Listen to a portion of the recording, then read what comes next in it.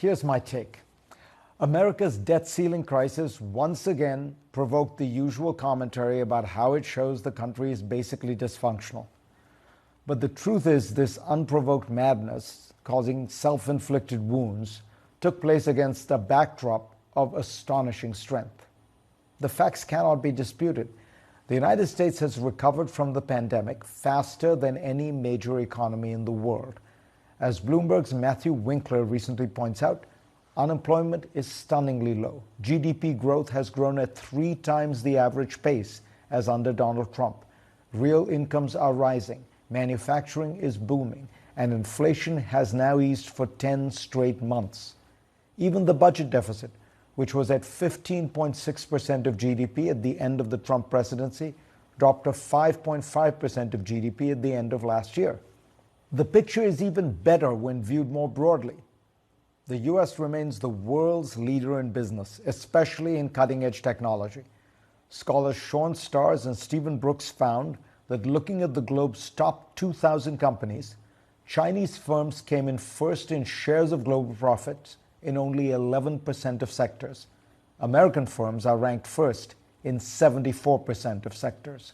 Or look at artificial intelligence, which most agree is the boldest new frontier of technology likely to shape every industry.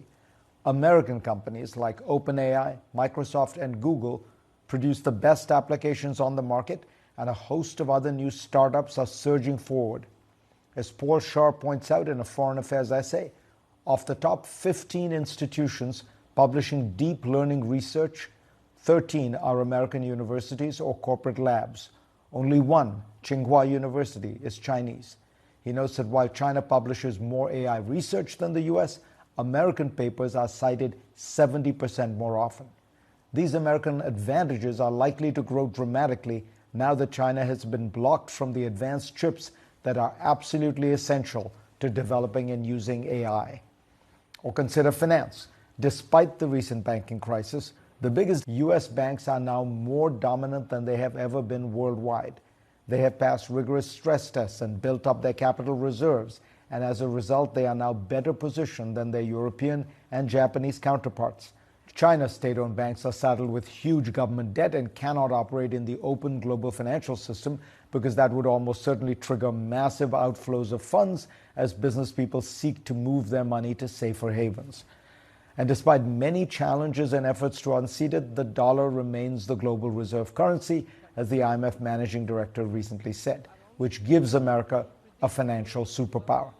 It is one I worry we are misusing, which will trigger even more efforts to replace it, but there is no denying that the dollar for now reigns supreme.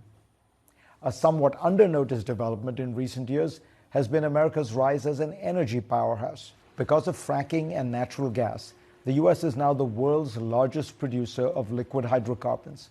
And as Columbia University's Jason Bordhoff has noted, America's ability to ship liquefied natural gas has made it an energy superpower, able to provide or cut off energy to countries around the world. Add to these traditional energy sources the dramatic ramp-up of green energy, thanks to the vast tax credits and incentives in the Inflation Reduction Act, and you have a picture of truly astonishing energy capacity. America's military remains in a league of its own, far superior to that of its rivals in Russia or China. China is catching up to the U.S., but America's lead remains vast, even across many dimensions of warfare. And in Ukraine, as the Republican Foreign Policy Advisor Kori Schake has noted, the U.S. at minimal cost and with no U.S. troops is inflicting tremendous damage on Russia's army. Washington is also transforming the Ukrainian army into one of the most powerful armed forces in Europe. The great force multiplier of American power remains its alliances. The U.S. has more than 50 treaty allies. China has one, North Korea. The U.S. has about 750 military bases of some kind around the world. China has one in Djibouti. I could go on. Unlike most rich countries, America has a strong working-age cohort that will not shrink thanks to immigration. We still take in 1 million legal immigrants a year on average. China and Russia are both facing demographic declines that are almost impossible to reverse and will put a long-term damper on their growth.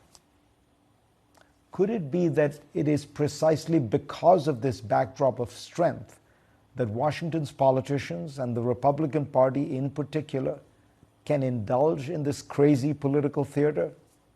For most countries, the price of playing games with one's creditworthiness would be sharp and severe, and that would act as a disciplining mechanism. But in Washington, this country's basic strength has become a license for irresponsibility.